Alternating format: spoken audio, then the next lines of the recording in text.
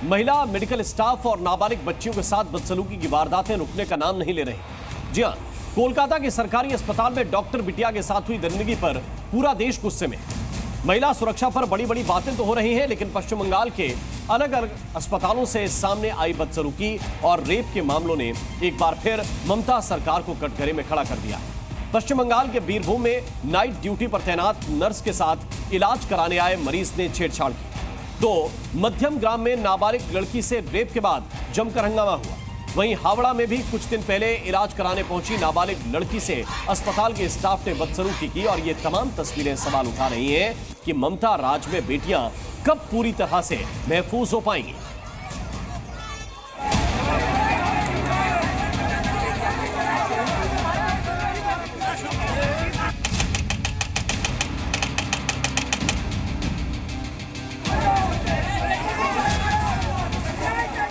जबरदस्त हंगामा,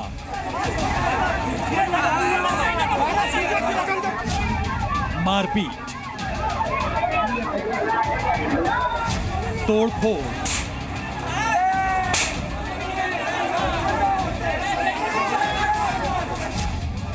we want justice के नारे।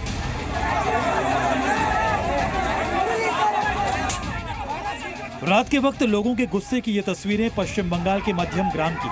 मध्यम ग्राम में लोगों का गुस्सा क्यों फूटा, इसे जानने के बाद आपका भी खून खौल उठेगा। दरअसल मध्यम ग्राम के राजबाड़ी इलाके में 7 साल की नाबालिग से रेप का मामला सामने आया। दुष्कर्म का मामला सामने आने के बाद इलाके के लोगों ने आरोपी के रिश्तेदारों की दुकान में तोड़फोड़ शुरू कर दी। ग्रामीणों का आरोप है कि पंचायत सदस्य के पति ने आरोपियों को छिपाने की कोशिश की, जिसके बाद गुस्साई भीड़ ने पंचायत सदस्य के घर में भी जमकर तोड़फोड़ की। इलाके में बवाल की खबर के बाद भारी तादाद में पुलिस फोर्स मौके पर पहुंची, लेकिन उसके बाद भी लोगों का उग्र प्रदर्शन जारी रहा।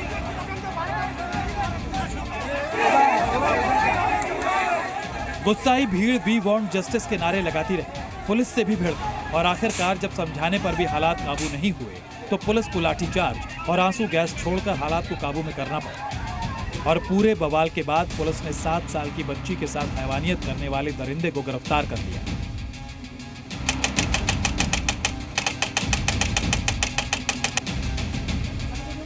जो पश्चिम बंगाल अभी तक कोलकाता में डॉक्टर बिटिया के साथ हुई दरिंदगी के सदमे से नहीं उबर पाया है, उसी पश्चिम बंगाल के बीरभूम में एक नर्स दीदी के साथ मरीज की बदसलूकी ने अस्पताल की सुरक्षा व्यवस्था पर सवाल खड़े कर दिए हैं।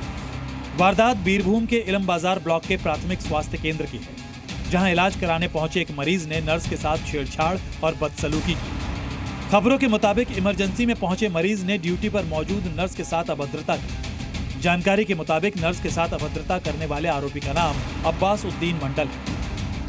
नाइट शिफ्ट आसार पर একজন পেশেন্ট এসেছিলেন, তো মেল পেশেন্ট, তো উনি ফিভার কমপ্লেন নিয়ে এসেছিলেন। তো ডক্টরের অ্যাডভাইসের মতো আমি স্যালাইন চালাতে গেছিলাম। তো স্যালাইন চালানোর জন্য চ্যানেল করতে যাই, তখনই আর কি পেশেন্টটা আমার সাথে মিসবিহেভ করে, মানে আমার গায়ে হাত দেয় আর কি, ঠিক আছে, প্রাইভেট পার্টে। আর এমনি গালিগালাজ তো করছিলেন। इमरजेंसी में नाइट ड्यूटी पर मौजूद नर्स से बदसलूकी होता देख वहां मौजूद दूसरे लोगों ने मरीज को पकड़ लिया और उसे पुलिस के हवाले कर दिया। एक्चुअली दीदी স্যালাইন চালাবার জন্য তার হাতে যে চ্যানেল করতে হয় সেই চ্যানেলটা যখন করতে চায় তখন পেশেন্ট সোজা হাতটা বাড়িয়ে দিদি অ্যাকচুয়ালি ব্রেস্টে হাত দেয় এবং খুব ব্যাডলিভাবে সেটা করে। আমরা সঙ্গে সঙ্গে তাকে প্রোটেস্ট করি এবং সঙ্গে সঙ্গে দিদি তো অ্যাকচুয়ালি কাঁদতে কাঁদতে এদিকে সরে চলে আসে। बदसलूकी की इस घटना के सामने आते ही इलम बाजार ब्लॉक प्राथमिक स्वास्थ्य केंद्र में सनसनी फैल गई। हंगामा हुआ तो मौके पर मौजूद इलम बाजार थाने की पुलिस ने आरोपी को पकड़ लिया, लेकिन जब पुलिस अधिकारी से इस पूरे मामले पर जी मीडिया ने सवाल पूछा तो वो जवाब देने से बचते रहे। বলছি আরজি করার পর এই ইলাম বাজারে আপনার থানা এলাকায় এই ধরনের ঘটনা কি বলবেন? এবং পুলিশও প্রোটেকশন থাকে না বলছে, এখানে এত বড় ঘটনার কোনো নিরাপত্তা নেই বলছে। पश्चिम बंगाल का हावड़ा, जहां डॉक्टर बिटिया को इंसाफ दिलाने के नाम पर सड़कों पर संग्राम हुआ, उसी हावड़ा में एक नाबालिग से छेड़छाड़ की वारदात को अंजाम दिया गया। वारदात हावड़ा जिला अस्पताल में हुई। खबरों के मुताबिक 12 वर्षीय लड़की को सीने में दर्द की शिकायत के बाद अस्पताल में भर्ती किया गया।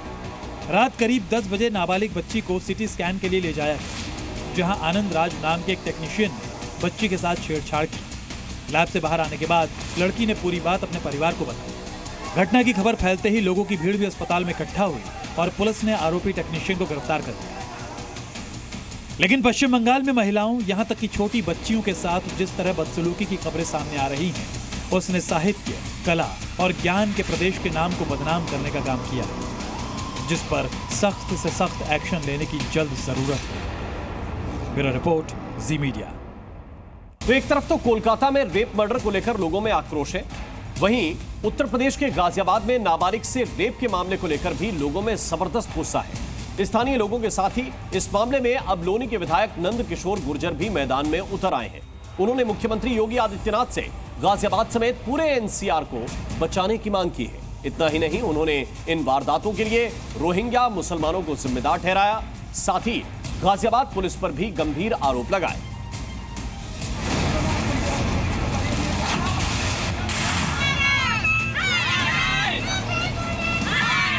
बेटियों को इंसाफ नहीं दिला पाए, कहे की विधायक हमारी, कहे की सरकार है। गाजियाबाद के लोनी से बीजेपी विधायक नंदकिशोर गुर्जर सीएम योगी से गुहार लगा रहे हैं, रेप पीड़िता को न्याय दिलाने की मांग कर रहे हैं। साथ ही लोनी में रोहिंग्या मुस्लिमों की बढ़ती जनसंख्या को इस इलाके में अपराध के पीछे का कारण भी बता रहे हैं। खासकर हिंदुओं के साथ क्राइम की घटनाओं में इजाफा होने की बात कही। दरअसल गाजियाबाद के लोनी में कुछ दिनों पहले एक हिंदू लड़की का रेप हुआ था। आरोप मुस्लिम समुदाय के एक लड़के पर लगा, जिस पर स्थानीय लोगों का गुस्सा फूट पड़ा। थाने के सामने विरोध प्रदर्शन किया गया और पुलिस ने लाठीचार्ज भी किया। अब बीजेपी के विधायक नंदकिशोर गुर्जर सीएम योगी से इस मामले में कार्रवाई की मांग करते हुए एनसीआर को बचाने की गुहार लगा रहे हैं। माननीय मुख्यमंत्री जी सख्त लॉ एंड ऑर्डर के लिए जाने जाते हैं। सबसे पहले हमारा कहना है कि ये कोई भी मुखिया हो किसी सिस्टम का, ये घटना हुई है पूरे गाजियाबाद के नहीं पूरे देश के अंदर, लोगों की रूह कांप गई है। उन बेटियों को इंसाफ नहीं दिला पाए, कहे की विधायक हमारी, कहे की सरकार है। जिस बीजेपी की सरकार को यहाँ 1.5 साल पहले तक ये माना जाता था कि माने योगी जी की सरकार है, थर-थर कांपते थे अपराधी, कैसे हौसले बढ़ गए अचानक। दरअसल बीजेपी विधायक नंदकिशोर गुर्जर रेप पीड़िता के परिजनों से मुलाकात करने पहुंचे थे, जहां उन्होंने पीड़िता के परिजनों से मुलाकात कर कठोर कार्रवाई का भरोसा दिया। और जब नंदकिशोर गुर्जर बाहर आए तो उन्होंने समाजवादी पार्टी पर जमकर निशाना साधा। देखिए असम के मुख्यमंत्री को देखिए आप, आसाम के अंदर इन बांग्लादेशियों को निकाल के बाहर कर दिया है। वहां पुलिसिंग देखिए, मैं गया था कामाख्या जी के दर्शन करने, आसाम के मुख्यमंत्री को वहां लोग हीरो मान रहे हैं। महाराज जी जैसा सख्त मुख्यमंत्री, उनको ऊपर अधिकारी 4 गुमराह करें और बता दे जी विधायक जी तो उनकी मनसा खराब है जी। सीएम योगी आदित्यनाथ से कार्रवाई की मांग करते हुए नंदकिशोर गुर्जर ने गाजियाबाद पुलिस पर समाजवादी पार्टी के एजेंट के तौर पर काम करने और रोहिंग्या मुस्लिमों को लोनी में अवैध रूप से बसाने का आरोप लगाया। साथ ही ऐसे मामलों में लापरवाही की भी बात कही। आए हैं, मैंने एक अधिकारी से मेरी बात हुई, उसने कहा कि सबको लूट के देना पड़ता है और वो ऊपर तक जाता है लूट करके। मुख्यमंत्री जी ईमानदार है, तो मेरा ये कहना है कि हमारी बात तो नहीं पहुंचा, आपके द्वारा बात पहुंच जाए तो ये जो बेटियां प्रदेश की करोड़ों जो केस सामने नहीं आ रहे। गाजियाबाद में ही पिछले 8 दिन में 4-5 केस तो मैं ही बता रहा हूँ कितनी घटनाएं दबाई गई। वहीं विधायक के आरोपों से घिरी गाजियाबाद पुलिस ने मुख्य आरोपी फैजान को गिरफ्तार कर लिया है और रेप केस में आगे की कार्रवाई की बात कह रही है। पुलिस द्वारा तहरीर प्राप्त होते ही अभियुक्त पंजीकृत कर लिया गया है। अभियुक्त नदीम पूर्व से ही थाना टुंडा सिटी से एक मामले में जेल में है। अन्य अभियुक्तों की गिरफ्तारी के लिए लगातार दबिश दी जा रही है तथा अन्य विधिक कार्रवाई की जा रही है। पुलिस के दावे अपनी जगह हैं, लेकिन इस वारदात को लेकर स्थानीय लोगों का आक्रोश चरम पर है और पीड़िता का परिवार भी दोषियों के खिलाफ कड़ी कार्रवाई की मांग कर रहा है। हालांकि अब तक दोषी के खिलाफ कोई बड़ा एक्शन नहीं लिया गया है, लेकिन इस रेप की वारदात के बाद बीजेपी विधायक की मांग से गाजियाबाद में भी रोहिंग्या मुसलमानों का मुद्दा तूल पकड़ता जा रहा है। Bureau report, media. विपक्ष को देश में एक और योगी से टेंशन हो रही। असम विधानसभा में जुमे की नमाज पर ब्रेक को खत्म करने का ऐलान हुआ तो देश की राजनीति में गर्मा गर्मी शुरू हो गई। विपक्ष को सीएम हिमंता में योगी आदित्यनाथ का अक्स दिखाई देने लगा, लेकिन इस पर आरजेडी नेता तेजस्वी यादव ने तंज कसा तो सत्ता और विपक्ष आमने सामने आ गए और अब हिमंता को योगी का चाइनीज वर्जन कहने पर सियासी बयानबाजी तेज हो गई है।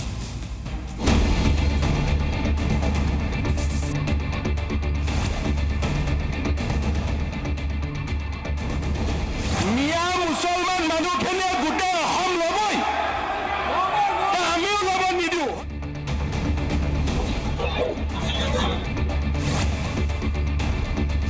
ये योगी जी के चाइनीज रेप्लिका है। असम के सीएम हेमंता को यूपी के सीएम योगी का चाइनीज वर्जन बताकर तेजस्वी यादव ने विपक्ष की उस घबराहट को जाहिर कर दिया जो उन्हें उत्तर प्रदेश के बाद अब पूरब से मिल रही है। जब मुस्लिम समुदाय को लेकर असम से एक के बाद एक फैसले आने लगे तो विपक्ष को सीएम हेमंता में सीएम योगी का अक्स नजर आने लगा। अब चूंकि जबान विपक्षी है तो शब्द भी चुभोने वाले इस्तेमाल किए गए। जो वहाँ के मुख्यमंत्री हैं वो सस्ती लोकप्रियता चाहते हैं। ये योगी जी के चाइनीज रेप्लिका है। ये चाहते हैं कि भाई पूरी तरीके से जो है माहौल जो है बिगड़े। वहाँ योगी जी बुलडोजर चलवा रहे हैं, यहाँ ये नवाज जो है बंद करवाने का काम कर। जुमे की नमाज पर हेमंता सरकार का फरमान सामने आया तो सियासत भी शुरू हो गई। सिर्फ असम ही नहीं बल्कि देश की सियासत में भी हेमंता के फैसले की तपिश साफ नजर आने लगी है। विपक्ष ने हेमंता सरकार के फैसले को एंटी हिंदू बताया तो वहीं बीजेपी असम सरकार के फैसले को सही बताते हुए तेजस्वी यादव पर हमलावर नजर आ रही है। जिनको भी थोड़ा कष्ट हुआ ना तेजस्वी जी की इस बात से, जरा भैंस, मंगलसूत्र, मुजरा, टोंटी काटेगा, बिजली काटेगा, ये कौन महापुरुष बोल रहे थे? मैं नहीं बोल रहा था, तेजस्वी जी नहीं बोल रहे थे, ये देश के माननीय प्रधानमंत्री जी की जुबान है।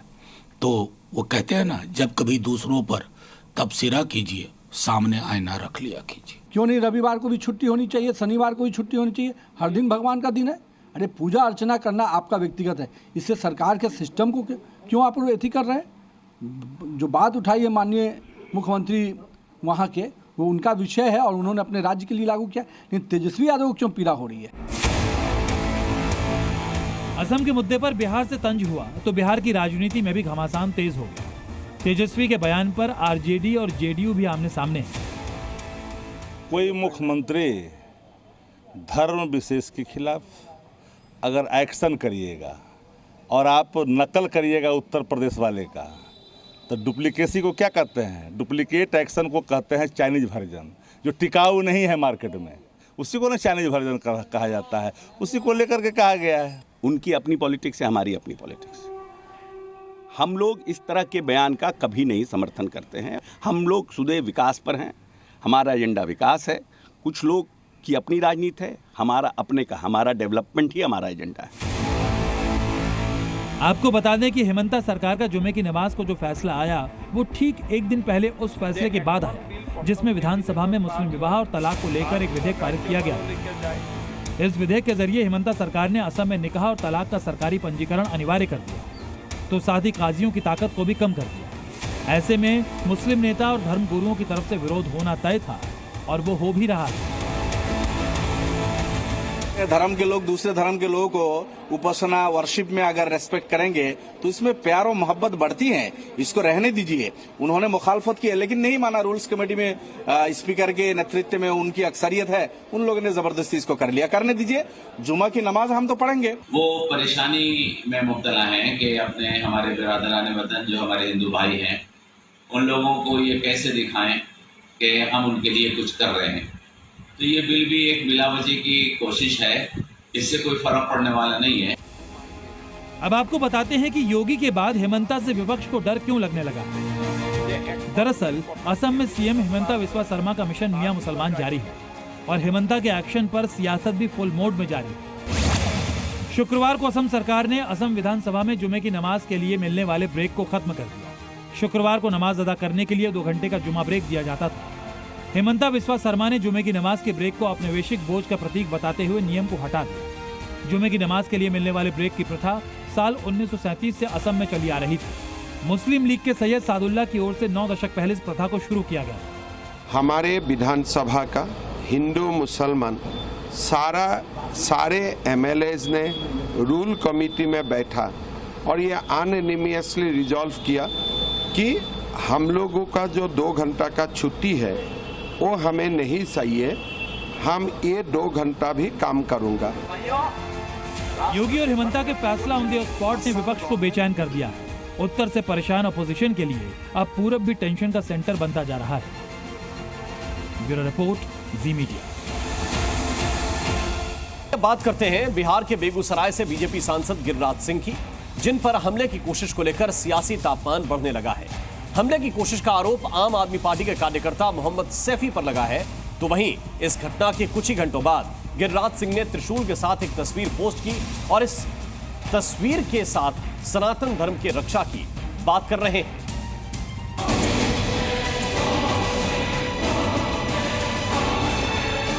जरूरत पड़ेगा त्रिशूल हमारी रक्षा करेगी।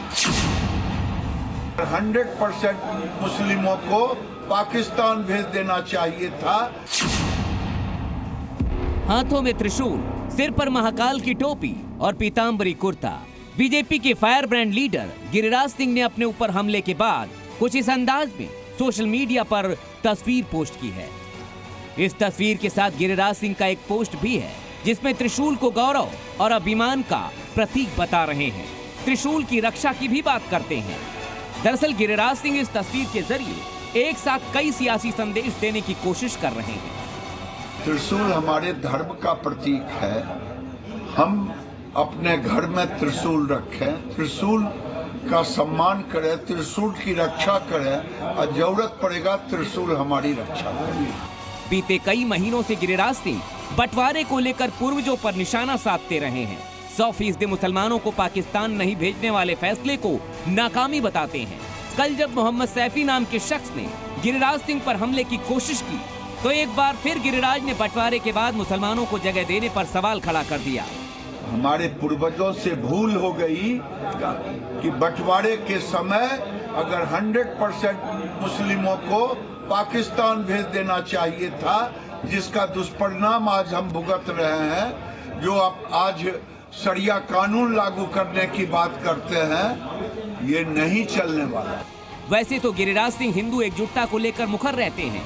लव जिहाद, अवैध मदरसे, धर्मांतरण और 3 तलाक जैसे मुद्दों को लेकर तीखे बयान भी देते हैं। लेकिन अब अपने ऊपर हुए हमले को गिरिराज सनातन के लिए चेतावनी की तरह देख रहे हैं। हिंदुओं से एकजुटता की अपील कर रहे हैं। जो घटनाएं घट रही है, इस घटना से कोई डरने वाला नहीं है। ऐसी घटनाओं का मुकाबला करना जानते हैं। योगी जी ने सही कहा कि हिंदू बटेगा तो कटेगा। एक तरफ घटना को लेकर गिरिराज सिंह सियासी संदेश दे रहे हैं, तो वहीं केंद्रीय मंत्री पर हुए हमले को लेकर स्थानीय लोगों में भी जबरदस्त आक्रोश है। पार्टी कार्यकर्ताओं के साथ साथ कई संगठनों ने इस घटना का जमकर विरोध किया, पुतला जलाकर अपना आक्रोश जताया। इस घटना के बाद गिरिराज सिंह के समर्थक उन्हें बब्बर शेर बता रहे हैं। इतना ही नहीं, अपने नेता पर हुए हमले को इस्लामिक आतंकवाद से जोड़ रहे हैं। उसने जो हमला किया, ये जो मन बढ़ा लोगों का, आप लोगों ने भी कुछ दिन पहले बांग्लादेश में देखा, वो इस तरह की घटना करने लगे। जब हमारे सांसद पर, हमारे केंद्रीय मंत्री पर हमला कर सकते हैं, तो आम जनता का क्या होगा। आम आदमी पार्टी के नेता मोहम्मद सैफी पर गिरिराज सिंह पर हमला करने का आरोप है। पुलिस उसे हिरासत में लेकर पूछताछ कर रही है, तो वहीं आम आदमी पार्टी के स्थानीय कैडर इन आरोपों से इनकार कर रही है। आम आदमी पार्टी के स्थानीय नेता गिरिराज सिंह के समर्थकों पर ही मोहम्मद सैफी की पिटाई का आरोप लगा रहे हैं। उनके समर्थकों ने उनके ऊपर हाथापाई की, उनको मारा उन्हीं को, और सच्चाई ये है कि उन्हीं को पिटाई की गई है, उन्हीं की पिटाई की गई और उनके सामने में की गई है। मुझे लगता है आज पूरे देश की जनता उनको ना सीरियसली लेती है, और बल्कि देश की जनता इस बात को भली भांति जानती है कि वो खुद अपना मानसिक संतुलन पहले ही खो चुके हैं। गिरिराज सिंह पर हुए हमले को लेकर बेगूसराय में सियासी तापमान हाई है, तो वहीं हमले के बाद गिरिराज सिंह के बयानों और त्रिशूल वाली तस्वीर भी सुर्खियों में बनी हुई है। बेगूसराय से राजीव कुमार के साथ ब्यूरो रिपोर्ट, जी मीडिया। और बिहार की राजनीति से एक और बड़ी खबर आई है, एक ऐसी खबर जिसने सबको चौंका दिया। तेज तर्रार और जेडीयू के वरिष्ठ नेता केसी त्यागी ने पार्टी के राष्ट्रीय प्रवक्ता पद से इस्तीफा दे दिया। बड़ी बात यह है कि केसी त्यागी के इस इस्तीफे को न सिर्फ पार्टी ने स्वीकार कर लिया, बल्कि तुरंत ही उनकी जगह राजीव रंजन को राष्ट्रीय प्रवक्ता नियुक्त भी कर दिया। अब सवाल यह है कि केसी त्यागी की कुर्सी क्यों गई?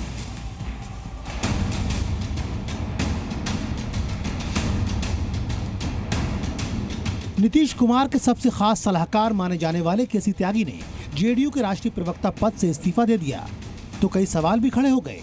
सबसे बड़ा सवाल ये कि आखिर केसी त्यागी की कुर्सी क्यों गई? आखिर ऐसी क्या वजह थी कि केसी त्यागी को राष्ट्रीय प्रवक्ता पद से इस्तीफा देना पड़ा। हालांकि केसी त्यागी अभी भी पार्टी में हैं, यानी उन्होंने पार्टी से इस्तीफा नहीं दिया है, लेकिन जिस पद से उन्होंने इस्तीफा दिया कि वो पार्टी में है भी और नहीं भी।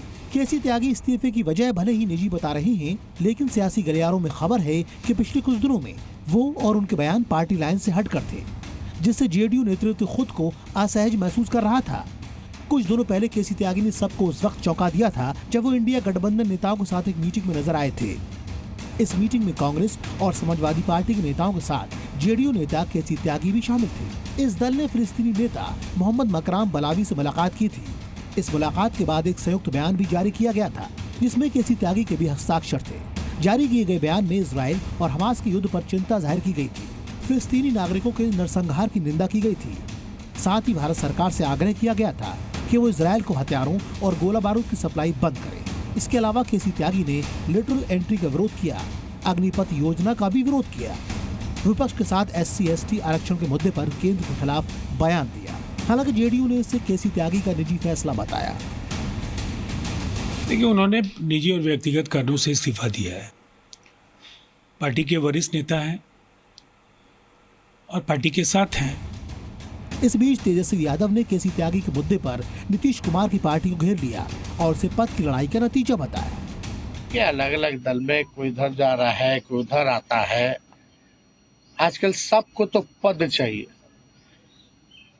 MLA MP सबको बनना है, MLC बनना है, राज्यसभा बनना है। कुछ ना कुछ पद तो लोगों को चाहिए, लेकिन पद जो है बड़ा लिमिटेड है। केसी त्यागी जेडीयू के दिग्गज नेता हैं और कई मोर्चों पर पार्टी की तरफ से बोलते आए हैं। वहीं बीजेपी नेताओं ने इसे जेडीयू का भीतरी मामला बताया। भाजपा और जदयू की दोस्ती अटूट है। केसी त्यागी ने राष्ट्रीय प्रवक्ता पद से इस्तीफा दिया है। यह जदयू का अंदरूनी मामला है। पार्टी में पदों का हेरफेर चलता रहता है। केसी त्यागी जी अभी भी जदयू के वरिष्ठ और सम्मानित नेता है।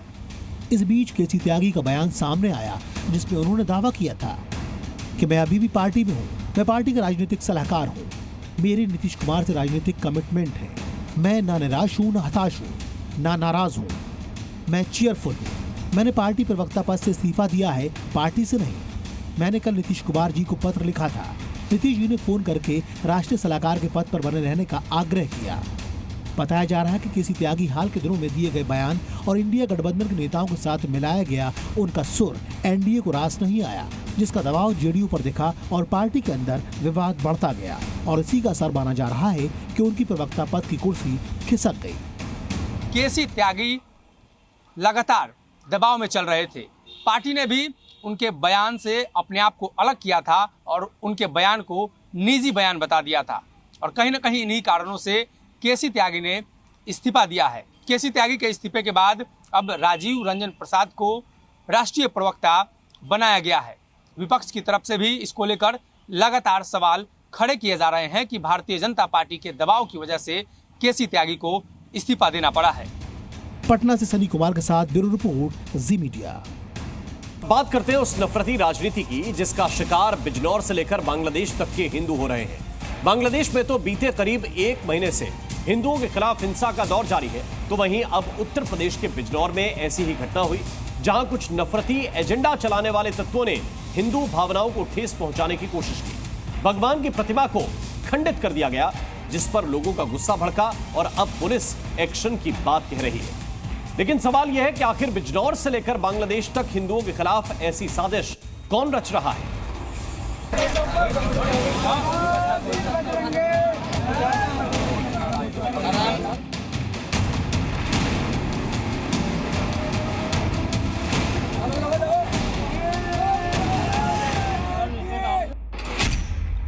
बिजनौर टू बांग्लादेश, हिंदुओं को ठेस।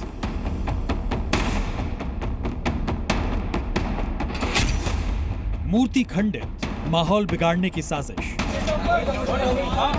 सबसे पहले बात यूपी के बिजनौर की, जहां हिंदुओं के खिलाफ नफरती एजेंडा सामने आया है। ये तस्वीरें बिजनौर के सियोहारा इलाके की हैं, जहां कुछ अज्ञात लोगों ने भगवान की प्रतिमा को खंडित कर दिया। जब इलाके में इस बात की खबर फैली तो लोगों का गुस्सा फूटा और बड़ी संख्या में लोग मंदिरों के पास इकट्ठा हो गए। स्थानीय लोगों का आरोप है कि रात के अंधेरे में मूर्ति को नुकसान पहुंचाया गया।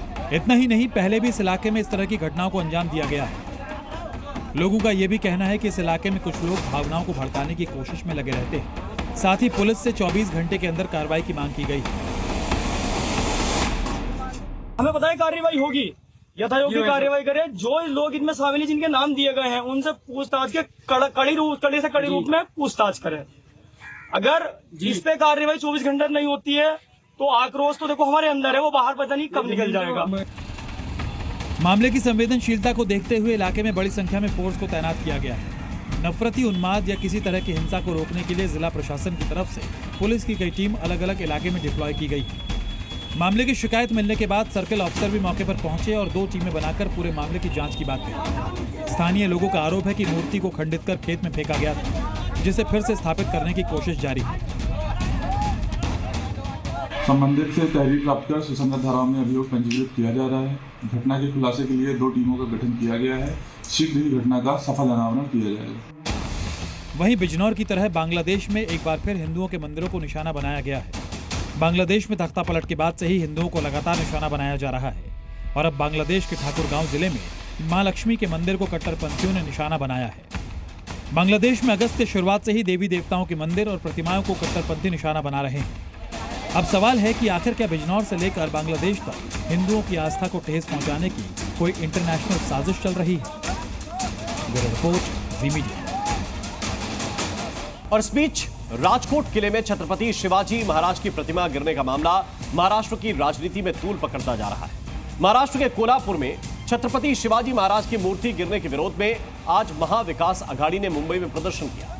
महाविकास आघाड़ी ने इस प्रदर्शन को जोड़े मारो यानी कि जूता मारो आंदोलन नाम दिया और इस दौरान उद्धव ने CM Eknath Shinde, deputy CM Devendra Fadnavis और अजित पवार के पोस्टर पर चप्पल मारी। एमवीए ने साउथ मुंबई के हुतात्मा चौक से गेटवे ऑफ इंडिया तक पैदल मार्च निकाला। इसमें उद्धव ठाकरे, आदित्य ठाकरे, शरद पवार, सुप्रिया सुले, नाना पटोले समेत एमवीए की तीनों पार्टियों के बड़े नेता शामिल हुए। आपको यह जरूर बता दें कि पिछले साल 4 दिसंबर को ही शिवाजी महाराज की प्रतिमा का अनावरण हुआ था। 26 अगस्त को राजकोट किले में यह प्रतिमा गिर गई थी। 2 दिन पहले ही प्रधानमंत्री मोदी प्रतिमा गिरने को लेकर माफी मांग चुके हैं, लेकिन बावजूद इसके विपक्ष इस मुद्दे को मराठा अस्मिता से जोड़कर देख रहा है।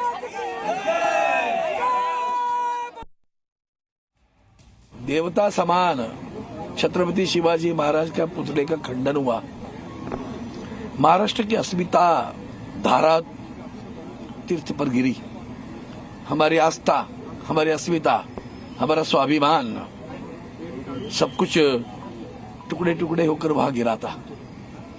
और इतना अपमान होने के बावजूद भी उसका समर्थन करने वाले राजनीतिक दलों के सत्ता पक्ष के लोग उसकी निर्भत्सना न करे तो क्या करे।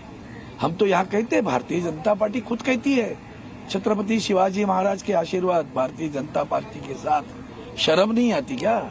ये जो आज आंदोलन हो रहा है पूरे तरीके से राजनीतिक आंदोलन है।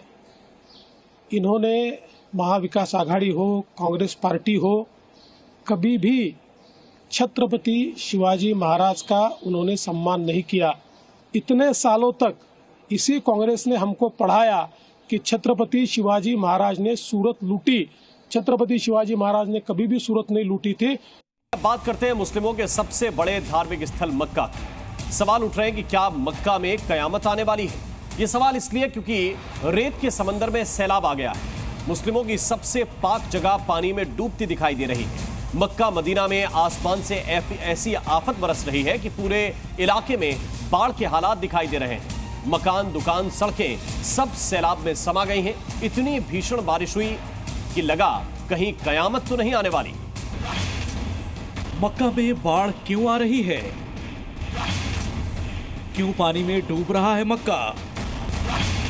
मक्का में कुदरत की आफत क्यों? क्या कयामत आ रही है? बाढ़, बारिश और आसमान से बरसती इस आफत को देखकर सवाल उठ रहा है कि क्या कयामत आने वाली है। सऊदी अरब जो एक रेगिस्तानी इलाका है जहां दूर दूर तक रेत का समंदर दिखता है, वहां अब रेत का नहीं बल्कि सैलाब का सितम दिखाई दे रहा है। जहां तक नजर जा रही है वहां तक सिर्फ और सिर्फ पानी ही पानी नजर आ रहा है।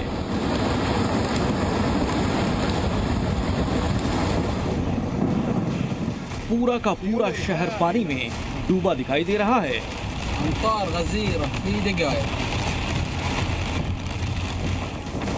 लोगों के होश उड़े हुए हैं। मकान, दुकान, खेत खलिहान सब के सब पानी में समा गए। जो भी इस सैलाब के सामने आया वो एक पल भी टिक नहीं सका और पानी के साथ बहता चला गया।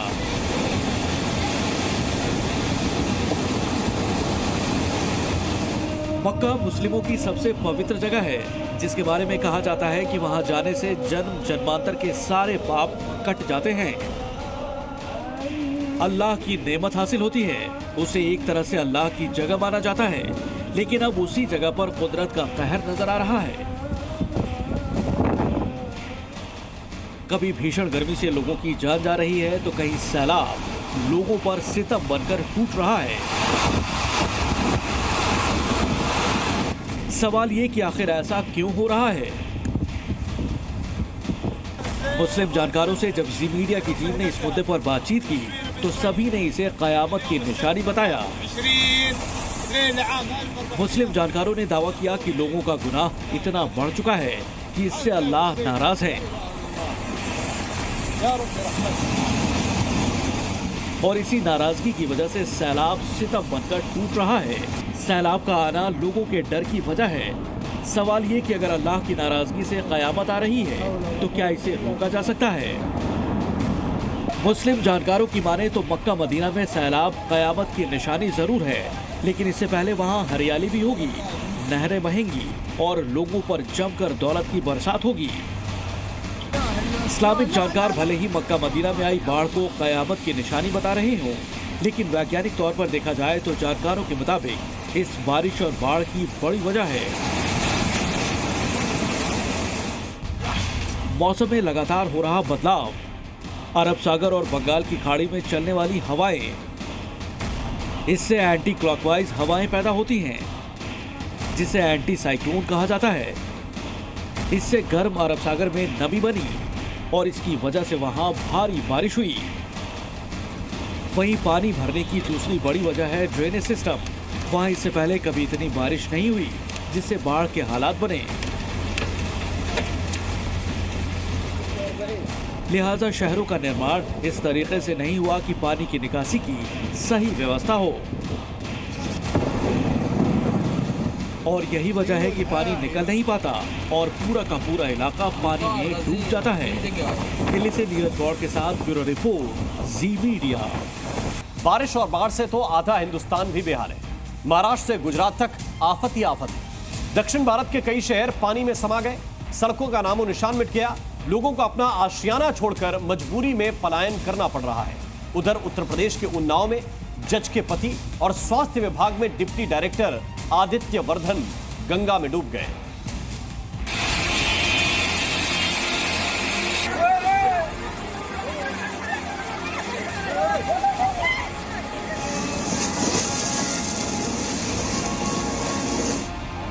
आम हो या खास, आसमान से बरसती आफत का सभी शिकार हो रहे हैं। यूपी के कानपुर में स्वास्थ्य विभाग में डिप्टी डायरेक्टर के पद पर तैनात आदित्य वर्धन उर्फ गौरव की गंगा में डूबने से मौत हो गई। आदित्य वर्धन वाराणसी में हेल्थ विभाग में डिप्टी डायरेक्टर के पद पर तैनात थे और उनकी पत्नी उन्नाव में जज के पद पर है। बताया गया कि आदित्य वर्धन वहां अपने 2 दोस्तों के साथ नहाने गए थे, लेकिन उफान पर आई नदी की वजह से वो नहाने के दौरान पानी में डूब गए। इस दौरान उनके दोस्तों ने गोताखोरों से मदद की गुहार लगाई, लेकिन वो 10,000 रुपए की मांग करने लगे। पैसे जब ऑनलाइन उन्हें ट्रांसफर किए गए तब गोताखोरों ने नदी में छलांग लगाई, लेकिन तब तक बहुत देर हो चुकी थी। इसके बाद सूचना पर पहुंची पुलिस और राहत और बचाव टीम ने भी नदी में उनकी तलाश की, लेकिन कुछ पता नहीं लग पाया।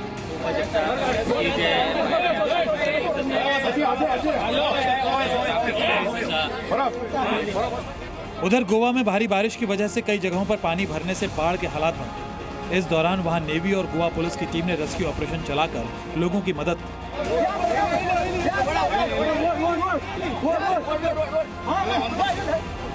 वहीं एक कार पानी के बहाव में फंस गई, जिसे रस्सियों और क्रेन की मदद से निकाला गया। राहत की बात यह रही कि कार के अंदर कोई सवार नहीं था।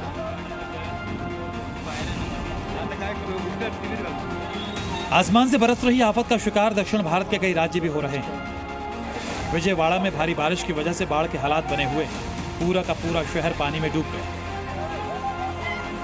सड़क पर गर्दन तक पानी आ गया, जिसके बाद लोग अपने बच्चों और सामान को उठाए सुरक्षित जगहों पर जाते नजर आए। सड़कों पर ऐसा सैलाब दिखा कि लोगों के होश उड़ गए।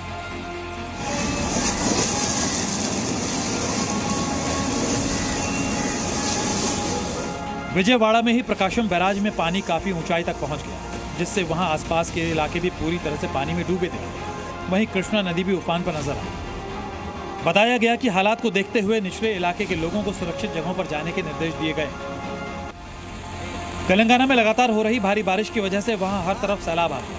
सड़कों का नामो निशान मिट गया और रेलवे ट्रैक भी पानी में डूब गया, जिसका सीधा असर वहां लोगों की आवाजाही पर पड़ा। एक तस्वीर में दिखा कि महबूबाबाद में भारी बारिश से बाढ़ के हालात बन गए, जिसमें रेलवे ट्रैक पानी में डूब गया। वहीं बिजली के खंभे भी टूटकर लटकते दिखाई दिए। इसकी वजह से विजयवाड़ा डिवीजन में कई ट्रेनों को रद्द कर दिया गया, साथ ही कई ट्रेनों का रूट डाइवर्ट करना पड़ा। उधर तेलंगाना में भी बाढ़ से हालात बिगड़ गए हैं। खम्मम जिले में बाढ़ का सबसे ज्यादा प्रकोप देखा जा रहा है। बाढ़ में फंसे 9 लोगों को बचाने की कोशिश अभी भी चल रही है। सेना के हेलीकॉप्टर के जरिए रेस्क्यू ऑपरेशन की तैयारी है। पुल पर पानी आने से 9 लोग वहां पर फंस गए हैं। ये देखिए कितनी विकराल और प्रचंड बाढ़ है। पुल पर काफी पानी आ गया है और इसकी वजह से अब हेलीकॉप्टर से इनको निकाला जाएगा। इधर आंध्र प्रदेश में बाढ़ के हालात बने हुए हैं। विजयवाड़ा में बाढ़ से हालात पूरी तरह से बेकाबू नजर आ रहे हैं। सीएम चंद्रबाबू नायडू खुद हालात की समीक्षा करने के लिए बाढ़ग्रस्त इलाके में दौरा कर रहे हैं। 2 तस्वीरें इस वक्त हम आपको दिखा रहे हैं। तेलंगाना में सैलाब, और जरा देखिए कितना तेज है पानी का बहाव। पुल पर भी पानी भर गया है। 9 लोग फंसे हुए हैं, उनको निकालने का कोई और रास्ता नजर नहीं आ रहा है और इसलिए हेलीकॉप्टर के जरिए उनको निकालने की तैयारी है।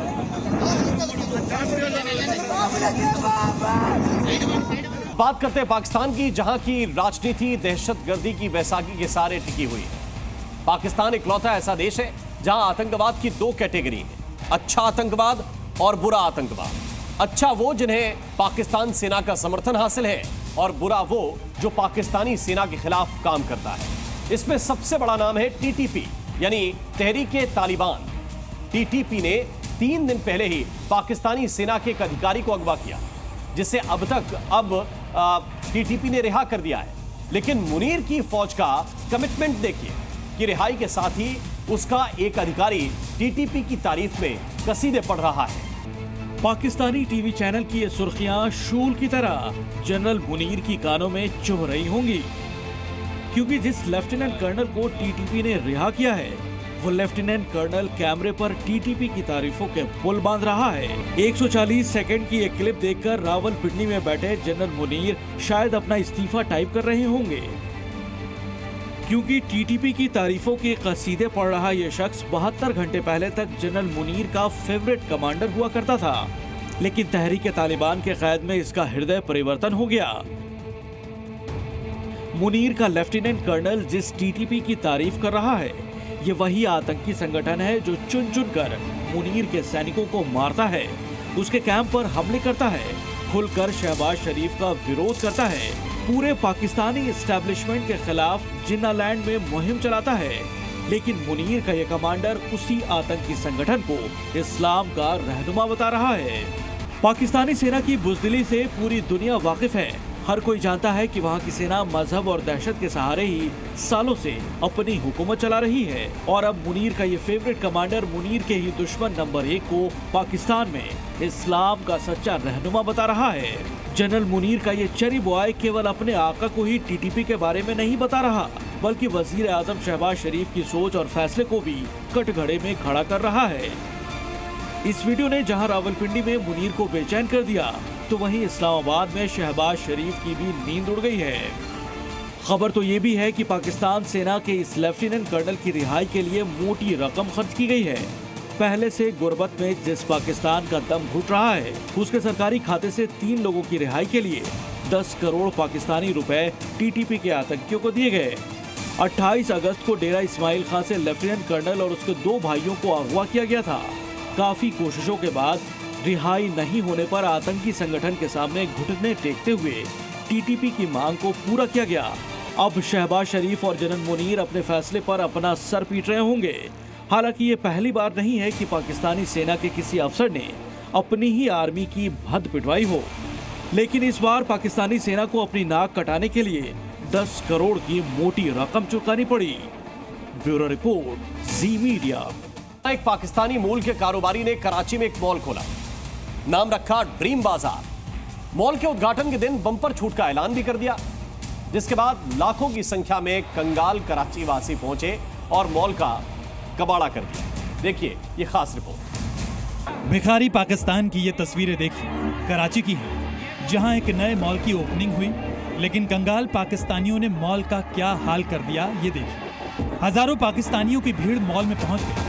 छूट की खबर पर कंगालों की भीड़ लूट पर आमादा हो गई। लोग मॉल में पहुंचे, भिखारी पाकिस्तानियों ने अपने कपड़े उतारे, मॉल में से नए कपड़े पहने और निकल गए। कंगाल पाकिस्तानियों की हरकत देखिए, पूरे माल का कबाड़ कर दिया। कराची के कंगालों ने मॉल में रखे डमी तक को भी नहीं बख्शा। और जी न्यूज पर खबरों का सिलसिला लगातार जारी है।